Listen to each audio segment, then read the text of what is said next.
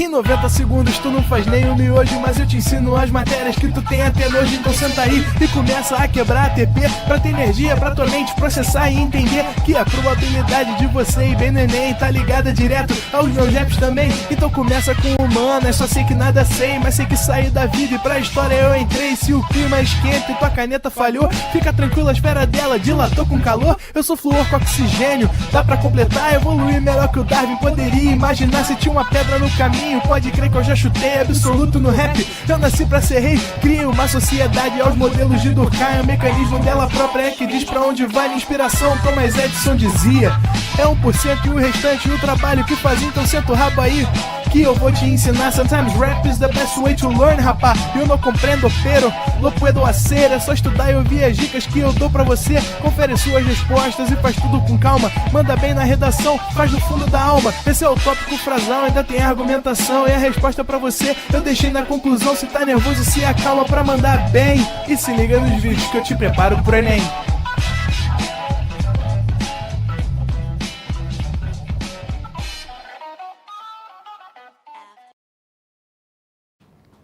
Estamos ao vivo, estamos online? Estamos ao vivo, estamos online, sejam bem-vindos a mais uma aula de redação. O Enem está aí batendo a nossa porta, falta muito pouco tempo. Sei que vocês ficam tensos quando os professores chamam a atenção para isso, mas nós não podemos negar a realidade. O Enem está muito perto, já estamos aí respirando esses ares de fim de ano, não é isso? O fim de ano já está batendo a nossa porta também.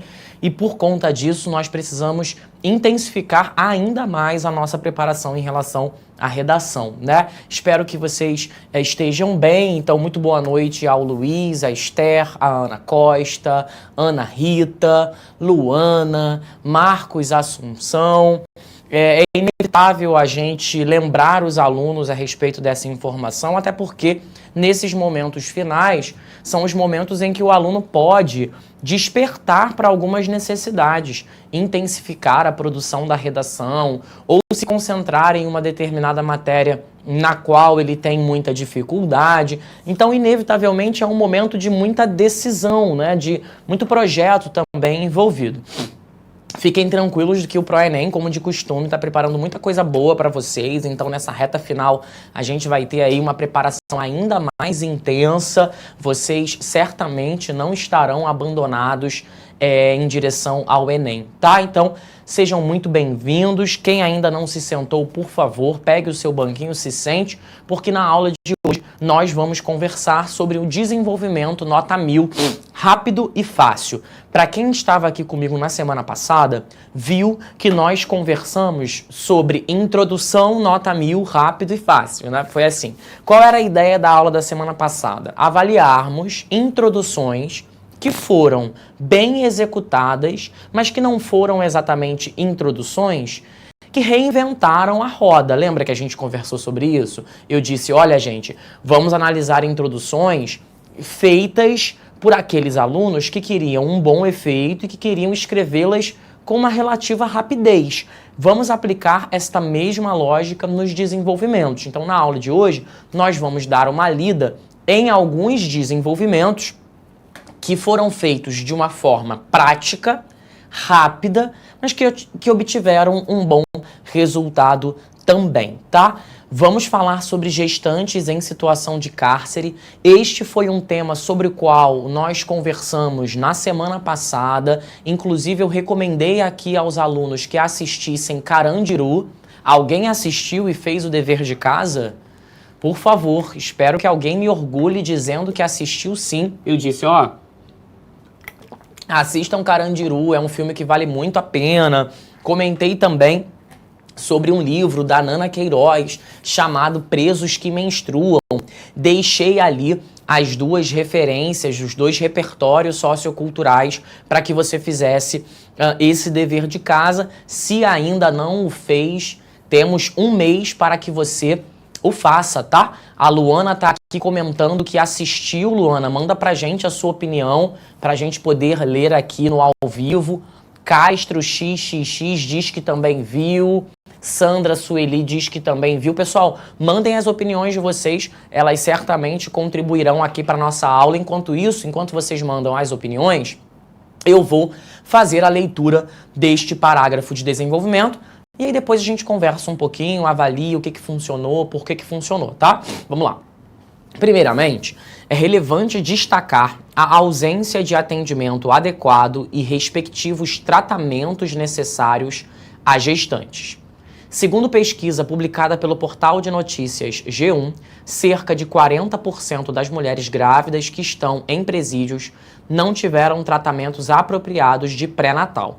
Os tratamentos de pré-natal são aqueles tratamentos que antecedem o nascimento. Nós sabemos que é super importante que a mulher faça o acompanhamento, o desenvolvimento do embrião, até a formação da criança, até para poder diagnosticar possíveis problemas ou para atuar nos casos em que é possível que haja algum tipo de atuação.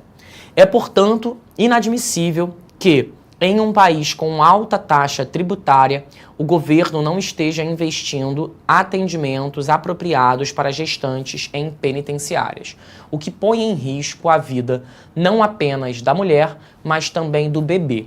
Como corretor, a única dica que eu daria a esse aluno para dar uma turbinada e não deixar nada passar despercebido é justificar por que este governo não investe suficientemente no ambiente carcerário. Quer dizer, por que isso não acontece? O aluno diz que ele não acontece. O aluno diz que nós temos uma alta taxa tributária, e é verdade, ou seja, temos um recolhimento de impostos que é considerado um dos maiores do mundo, e o aluno não está mentindo quanto a isso. Em outras palavras, os cofres públicos são recheados permanentemente com muitos impostos, mas parte desse valor não é destinado à vida, sobretudo de gestantes que estão presas.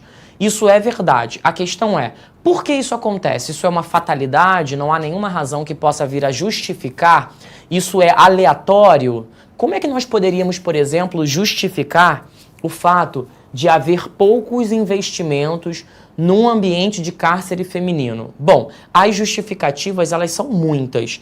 Eu justificaria dizendo o seguinte: num contexto de um país em que muitos veem nos presídios um método de punição que deveria ser sadista, né? Um método de punição que deveria visar pela violência, pela imposição, pelo controle, pelo cerceamento, não condiz investir nesse pessoal. Quantas vezes a gente ouve as pessoas dizendo: nossa, mas presidiário vai ter direito à escola? Nem quem está solto está podendo estudar. Como é que um presidiário terá direito à escola? Um presidiário terá direito à saúde? Que absurdo! O SUS está passando por vários problemas aqui fora. Como que uma pessoa que cometeu um crime terá direito ao Serviço Único de Saúde? Então as pessoas veem isso como privilégios, como regalias. Elas não veem esses direitos como direitos a serem assegurados como quaisquer outros. E justamente por não verem, dentro de uma concepção de país, é que muitas vezes esse valor não será dedicado a essa população. A gente precisa mudar a maneira como a gente vê a população carcerária, no sentido de entender que o fato de eles estarem presos não faz com que essas pessoas não tenham os mesmos direitos que nós, quer você queira, quer não. David, mas eu não acho justo. Bom, aí é uma questão de achismo, não é mesmo? A Constituição Federal de 1988 garante a todos os brasileiros atendimento médico, atendimento educacional, os princípios de dignidade, e isso é assegurado não apenas àqueles que gozam da liberdade, mas também àqueles que estão com a sua liberdade privada, tá? Eu preciso dizer isso, que é para não parecer que eu estou compartilhando a título de opinar. Ah, David, eu não vejo assim, eu penso que seria diferente. Bom, é só um pensamento seu. Se a gente tem uma Constituição e essa Constituição conduz a sociedade em uma direção, qualquer coisa diferente disso é uma pirraça. É uma pirraça nossa. A menos que você proponha um projeto de lei, um projeto de emenda constitucional, melhor dizendo, que altere a Constituição.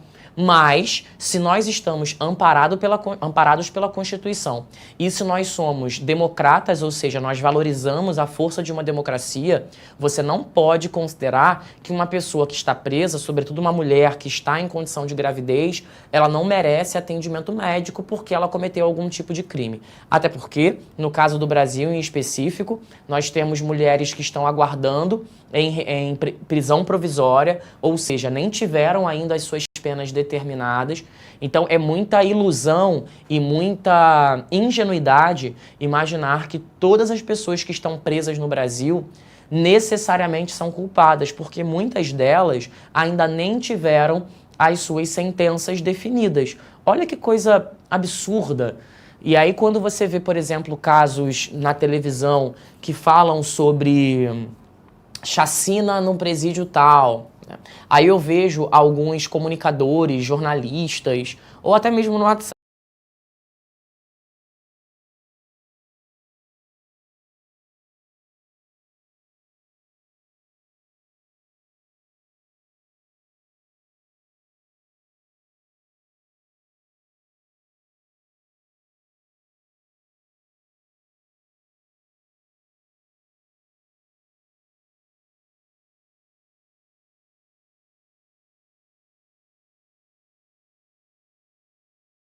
as pessoas brincam dizendo, ai, mais um CPF cancelado.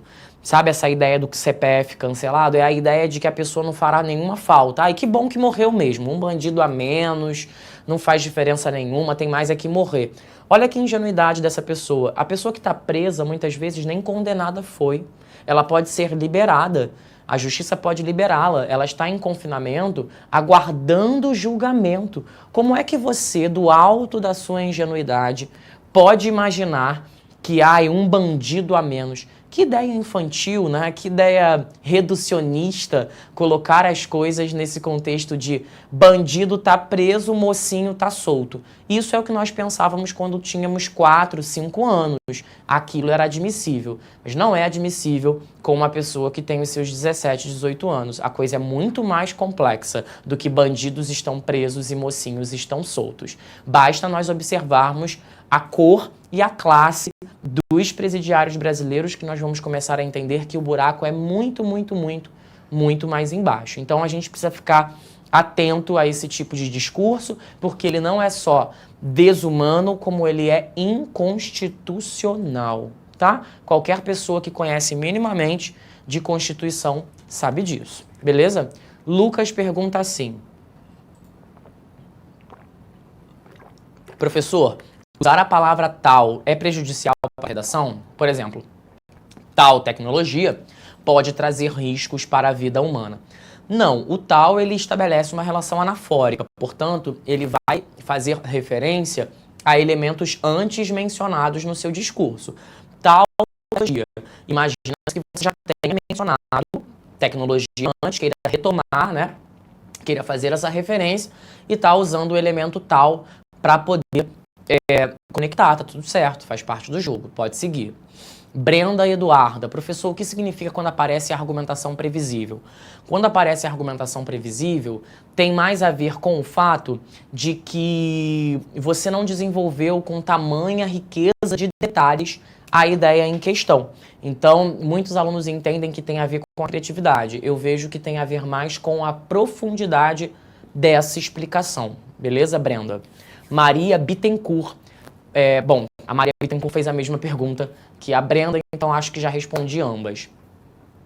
Lucas, professor, jogos podem ser um repertório sociocultural? Usei Detroit Become Human. É isso? Detroit Become Human? Human. Olha, cara, eu não usaria, pra ser sincero, tá? Eu não sei se isso é jogo de RPG, jogo de PlayStation, eu não sei qual é o jogo, mas eu não contaria. Eu acho que pode ser um risco imaginar que só a utilização de um jogo irá necessariamente garantir pontos nessa direção, tá? E olha que eu também jogo às vezes, hein? Não sou um grande jogador, não, mas às vezes eu tô lá jogando meu God of War. O que mais que a gente tem de pergunta? Vamos seguir pro próximo, então? Bom, eu marquei aqui, gente, o tópico frasal, o repertório, em azul escuro, e em vermelho, a explicação da ideia, tá? Para quem quiser printar, pode printar. Eu vou ficar aqui do ladinho para não atrapalhar o seu print. Em verde nós temos o tópico frasal, em azul nós temos o repertório sociocultural e em vermelho nós temos a explicação da ideia. Joia ou não joia? Vamos observar agora, cadê? Ah, o D2, tá? Primeiro era o desenvolvimento número 1, agora o desenvolvimento número 2. Vamos olhar? Somado a isso, há também casos de hostilidade contra essas mulheres, tanto física quanto verbal. Tópico frasal. Aí ele traz mais um repertório. Todos os indivíduos de uma sociedade democrática possuem a mesma importância, além dos mesmos direitos e deveres. Bom, eu acabei de comentar isso aqui. A declaração é do filósofo escolástico Tomás de Aquino, mas também é de David Gonçalves, porque eu acabei de fazer essa exata mesma afirmação. O que significa que mudaram as estações e nada mudou. Há muito tempo já se refletia sobre isso, a gente está só dando passos para trás quando ignora uma informação como essa. Depois de mencionar o filósofo escolástico Tomás de Aquino e a sua respectiva frase, o aluno vem na parte em vermelha explicando a ideia. Cadê? Bom, aqui eu colocaria: todos os indivíduos de uma sociedade democrática possuem a mesma importância, além dos mesmos direitos e deveres. Eu botaria um ponto aqui, eu não colocaria uma vírgula, tá? Ponto final. Letra A, maiúscula. A declaração do filósofo escolástico Tomás de Aquino nos permite refletir sobre os direitos que essas mulheres possuem, se serem respeitadas e cuidadas independentemente da situação em que se encontram. Olha o errão aqui, gente, ó.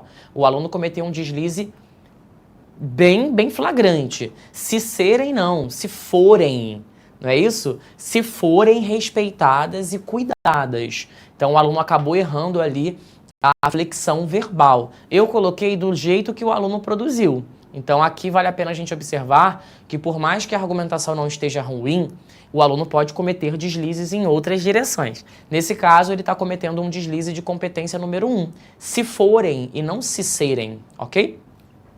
É inaceitável que em um país signatário da Declaração Universal dos Direitos Humanos, as grávidas apenadas tenham seus direitos à sua dignidade preservados. Olha outro deslizezinho que o aluno comete. É inaceitável que as grávidas apenadas tenham seus direitos à sua dignidade não preservados. Na verdade, é o contrário. É inaceitável que não seja preservado, certo? Então não é inaceitável que seja preservado, é inaceitável que não seja preservado. Então o aluno cometeu esse deslizezinho aí, tá? Perceberam o comentário que eu acabei de fazer? O aluno acaba dizendo o contrário do que ele gostaria. Ele queria dizer é inaceitável que esses direitos não sejam preservados e acabou dizendo é inaceitável que os direitos sejam preservados, tá? E aí ele deu uma apenada é sofrer uma pena, ok? Apenada, sofrer uma pena. Então, quando você é preso, você é apenado, porque você está sendo submetido a uma pena.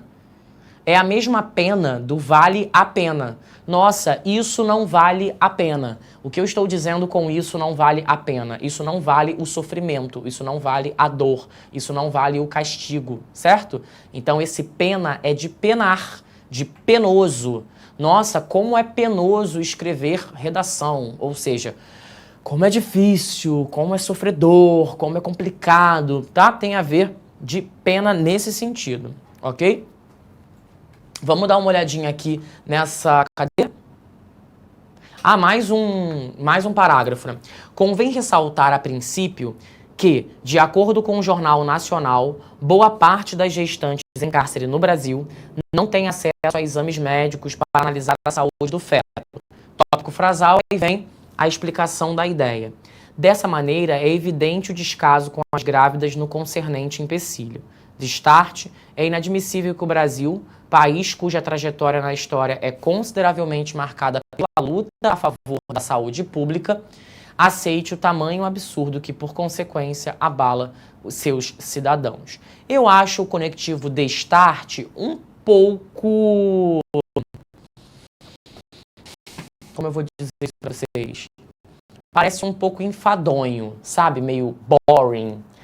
Não é um tipo de conectivo que eu costumo recomendar aos meus alunos, porque é meio penoso. Mas errado não está, tá? Sim, tá dentro de um contexto correto, né? Assim, no duro, seria melhor o dessarte e não o destarte. Porque o dessarte faz relação ao que foi dito antes. Mas vai lá, gente, numa redação corrigida, o corretor não vai... é muito forçado, mas isso não faz perder ponto, não é exatamente um motivo para desconto, não. É um conectivo forçado no sentido de que não é um conectivo corrente, certo? Não é um conectivo que se utiliza com frequência, não é um conectivo que a gente vê em contextos tradicionais da sociedade. Você vai encontrar um dessarte e um destarte em contextos de profundo rigor da língua, em gêneros textuais com os quais a gente praticamente não lida no nosso dia a dia. Mas, vai lá, o aluno utilizou, eu acho que soa meio... tipo usar uma mesóclise na redação. Pra quê? Eu sempre uso a metáfora do mosquito, né? Quem é meu aluno conhece. Eu sempre digo, cara, você quer matar um mosquito, precisa de uma bala de canhão? Não precisa de uma bala de canhão. Uma raquetezinha ali resolve esse seu problema facilmente. Então, nesse sentido, às vezes, menos é mais. É clichê, mas é verdade. Aliás, todo clichê tem um fundo de verdade, senão não se tornaria um clichê. Então, nesse caso, eu não optaria, por exemplo, por utilizar uma mesóclise na redação. Soa exagerado, soa como uma bala de canhão que você está tentando usar para matar um mosquito. Vai matar um mosquito? Vai matar um mosquito, mas precisa disso? Será que não vai causar um efeito até negativo? Você vai pegar um canhão, vai atirar, você vai furar a parede, vai causar um transtorno absoluto, uma chateação sem fim.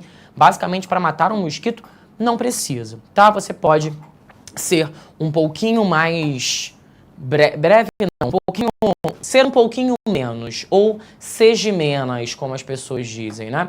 Nesse caso, ser um pouquinho menos tende a garantir um efeito ainda melhor o seu texto. Gente, eu sempre falo isso desde o começo das minhas aulas aqui no ProEnem e eu reitero. Falar bonito não é escrever bem. Escrever bem é se fazer compreendido. Então, se você se faz compreendido, você escreve bem. Se você utiliza de vários recursos para tentar enfeitar o seu texto, na verdade isso acaba demonstrando a sua falta de sabedoria linguística, porque você tenta conquistar o leitor por outros artifícios que não os artifícios reais, né? Então, quando você vê uma pessoa falando muito bonita, procura atentar para ver se o que ela fala faz sentido, porque tem muita gente falando bonito aí, falando muita besteira, né? Então, falar bonito e tudo mais não garante que você está falando coisas. Eu posso falar o maior absurdo do mundo e ainda assim falar com elegância, com sutileza, com rigor, e ainda assim ser uma pessoa que fala abobrinha, que fala atrocidades. Então vamos desassociar essa ideia de que uma pessoa que fala bonito é necessariamente uma pessoa que fala bem. Há pessoas no Brasil que são analfabetas, que não terminaram o ensino médio, nem mesmo o fundamental, e que são pessoas que, mesmo não entendendo as regras da norma culta, têm uma cabeça ótima, que se comunicam bem e que têm ideias maravilhosas e que talvez tenham até dificuldade um pouco de expressar suas ideias, mas que são íntegras, morais, éticas, e em contrapartida há pessoas que dominam todas as regras da gramática, mas que são desumanas, preconceituosas e que utilizam o seu conhecimento linguístico para promover ainda mais violência, né? Vamos usar um exemplo aqui bem exagerado, mas eu acho que vai fazer sentido. Quando a gente estuda a Segunda Guerra Mundial e a gente estuda os horrores ocorridos na Alemanha, nos campos de concentração de Auschwitz e de tantos outros campos de concentração, e a gente estuda um pouco sobre Hitler, a gente vê, por exemplo, o talento que Hitler tinha para grandes discursos, uma oratória sedutora, né? Hitler era um homem que discursava de uma maneira muito sedutora, então ele lançava a mão de recursos retóricos muito cativantes, muito persuasivos. Mas isso não significa, de modo algum, que o que Hitler dizia era bom, era ético, era moral, era humano. Pelo contrário, sabemos todos os horrores promovidos pelo sistema nazista na Alemanha. Então, peguei um exemplo assim, inquestionavelmente verdadeiro. Capacidade oratória é uma coisa. Lá na Grécia Antiga, os sofistas já nos ensinavam como transformar um discurso em uma arma de persuasão, ainda que ele seja um discurso genocida, né, no caso de Hitler. Tá? Vamos lá?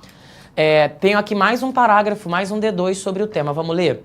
Além disso, segundo a revista Exame, há um relativamente alto número de agressões às gestantes na mencionada situação durante o parto. Quero fazer um comentário aqui, gente, sobre este tópico frasal. Veja, não está errada. Não está ou melhor, não está errado o que eu vou comentar, tá? Então não merece desconto, mas não é elegante. O que não é elegante? Esse tipo de menção aqui, tá vendo? Na mencionada situação. A gente chama isso de elemento metalinguístico. Lembram lá da metalinguagem? Vocês devem ter visto metalinguagem com o Felipe Moraes, porque metalinguagem cai na prova objetiva. O que é a metalinguagem? É o discurso que se refere ao próprio discurso. É uma foto de alguém batendo foto, não é assim? Então é um texto que fala sobre a escrita de texto. Aqui, na mencionada situação, o aluno faz uma metalinguagem, porque ele se refere ao seu texto como um texto. Então você não diz, de acordo com os argumentos supracitados, a partir do que foi visto acima, ou levando em consideração a análise supracitada. Esse tipo de recurso ele é muito utilizado em gêneros extensos, gêneros com 15, 20 páginas. Quando vocês estiverem na faculdade, ano que vem, vocês verão nos trabalhos de faculdade muita gente usando esse tipo de recurso. Mas é porque são gêneros extensos, compridos.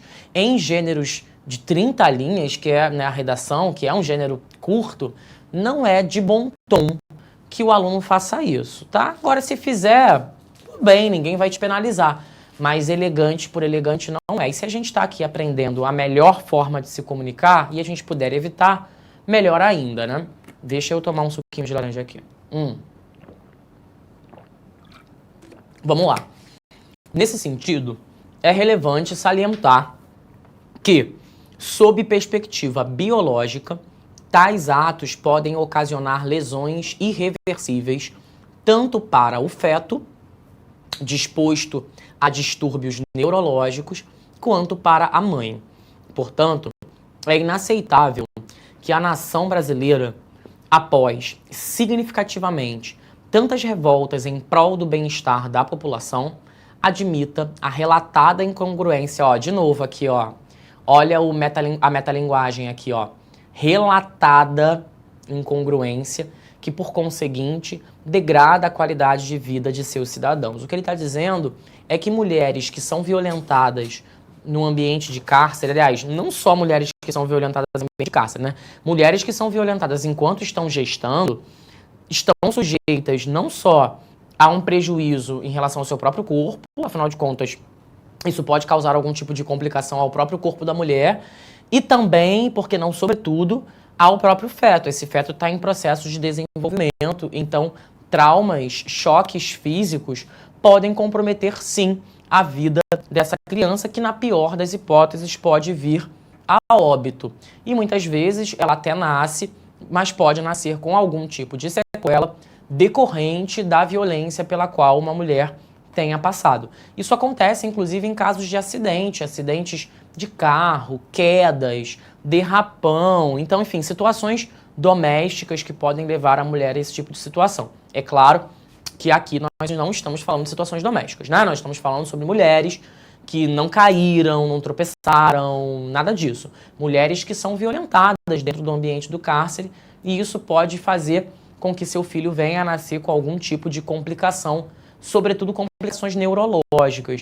e são as complicações mais comprometedoras para uma criança, porque, enfim, se você compromete o desenvolvimento neurológico de uma criança, isso vai se refletir em todas as capacidades que essa criança tem. Coordenação motora, fala, movimento, isso vai se refletir em várias direções diferentes, né? Deixa eu ver o que a gente tem aqui de pergunta. A Laís Almeida diz assim: boa tarde, professor. Tenho muita dificuldade em pegar algumas informações sem copiar, como está escrito no texto de apoio. Você tem alguma dica? Laís, eu não tenho nenhuma dica que não seja que vocês já estão cansados de saber. É treinar, é controlar esse ímpeto. David, eu tenho muita vontade de fazer. Cara, então tem que parar de ter. Tem que começar a controlar esse ímpeto mesmo. Assim, não tem outro jeito que não seja, não faça. David, eu tenho muita vontade de comer chocolate. Assim, cara, então tem que parar. Tem que começar a criar maneiras de parar. Então, no seu caso, Laís, tem que começar a pegar o mínimo possível, né? Tentar escolher uma quantidade menor de informação, assim, não tem um jeito muito... Tem uma técnica. O que eu poderia te dizer é, não usa nada dos textos de apoio. Beleza, só que eu acho que isso é muito extremo.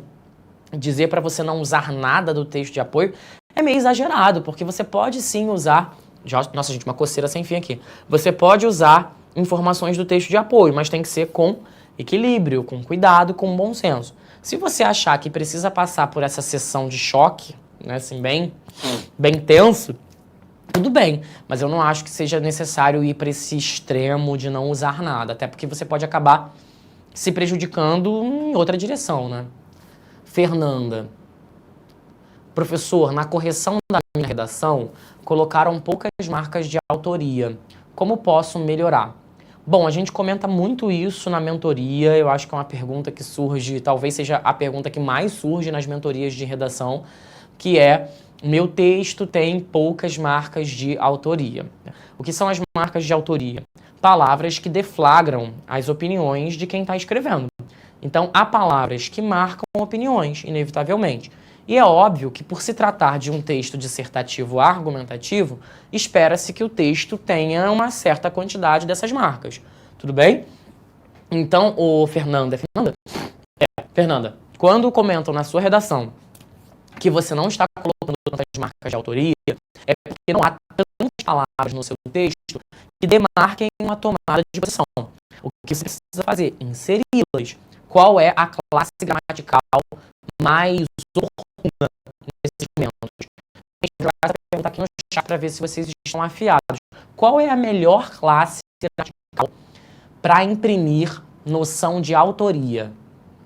Quem me acompanha aqui tem que estar afiado, porque eu comento isso há um bom tempo. Qual é a classe que marca a autoria com mais facilidade? A interjeição, verbo, preposição, numeral, conjunção, adjetivo, substantivo, o quê? Bom, o primeiro a responder foi black, né? Sim? Black, e os demais também vêm respondendo na mesma direção, né?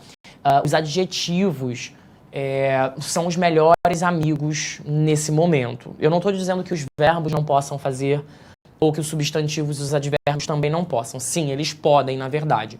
Mas os adjetivos, eles são mais fáceis de serem aplicados e normalmente são os mais facilmente reconhecíveis.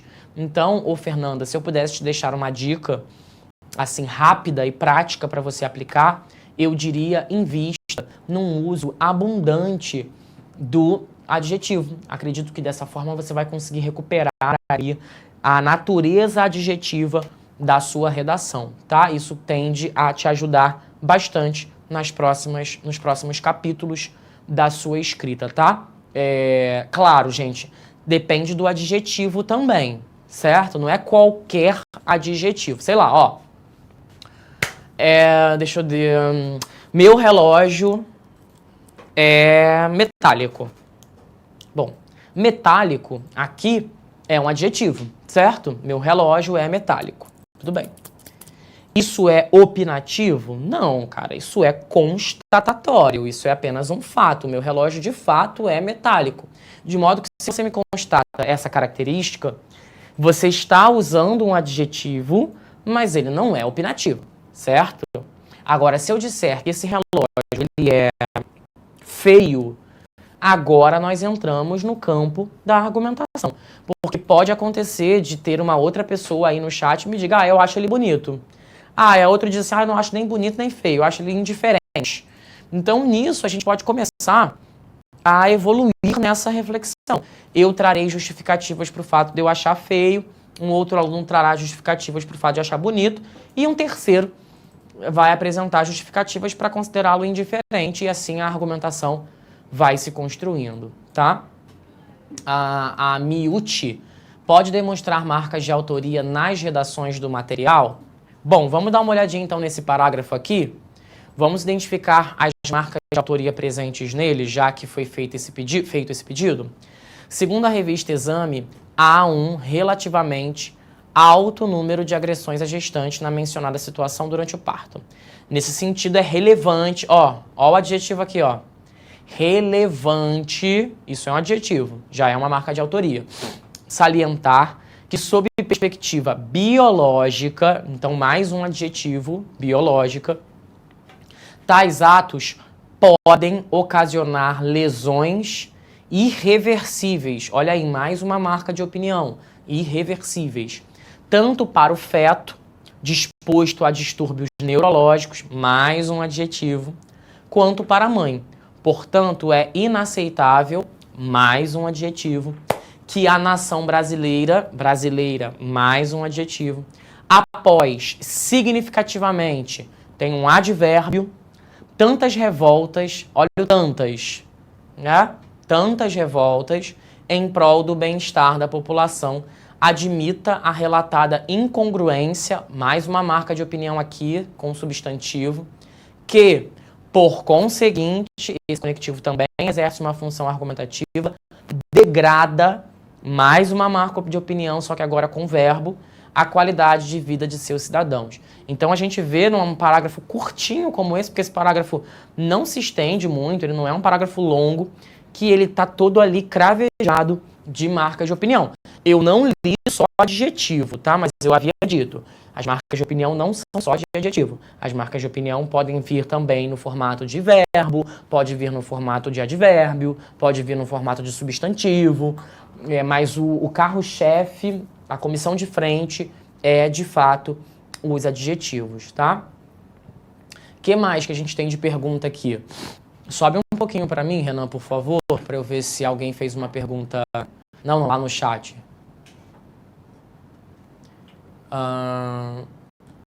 Cadê? Pode subir um pouquinho mais, o John Fernandes disse, como são classificadas essas palavras? Infelizmente, totalmente, completamente, parcialmente. John, a gente costuma dizer que as palavras que terminam em mente, como essas, elas indicam um advérbio. No geral, advérbios de modo. Tá? Eu quero falar com você. De que modo? Quero falar com você urgentemente. Aliás, vamos fazer um comentário em relação a isso. Eu vou aqui no quadro, eu quero mostrar um negócio para vocês sobre esses advérbios, porque eu vejo vocês usando muito errado na redação. Renan, joga para mim, por favor, aqui no quadro. Eu quase nunca venho até ele, mas hoje eu acho que se fez importante. Ó, vou comentar aqui, deixa eu vir mais para cá, eu vou dizer assim, ó. Esta é uma empresa, independente. Pergunto à galera que me acompanha aqui no ao vivo. Como vocês categorizam esta palavra? Ela é o quê? Um advérbio? É um verbo? É uma interjeição? Como vocês consideram esta palavrinha que está aqui? Esta é uma empresa independente. Como eu classifico? Quem me ajuda? Primeiro a dizer... A Samira diz que é um adjetivo, e realmente é um adjetivo. Adjetivos alteram substantivos, certo? Bom, então vamos lá. Qual é o adjetivo, ou melhor, qual é o substantivo alterado pelo adjetivo independente? Empresa. Correto? Empresa está no feminino, e aí o independente vem acompanhando. Se fosse empresas, independentes. Correto? Aqui o independente não vai para o independenta, ele não vai para o feminino, ele fica assim, certo? Agora vamos fazer uma segunda construção. Vou colocar aqui ADJ, adjetivo. Perfeito? E o empresa? O empresa não é um ADJ. O empresa é um substantivo. Tudo bem? Aí eu vou colocar agora uma versão embaixo para você entender a diferença. Quero falar com você. Quero falar com você.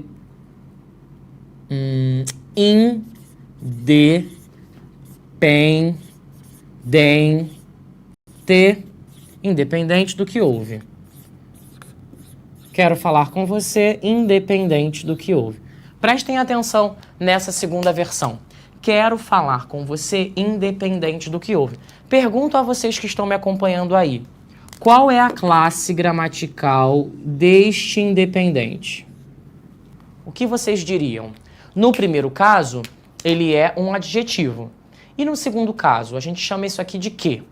Adjetivo também? O pessoal está dizendo aqui no chat que é advérbio.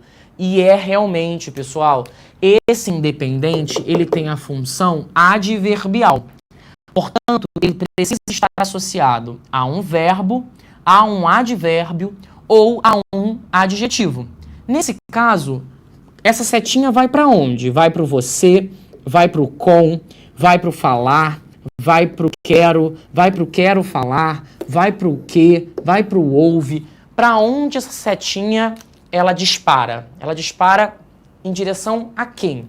Alguém sabe me dizer? Essa setinha, ela tem que disparar em relação ao quero falar. Tá vendo? Ela vai disparar em relação ao quero falar.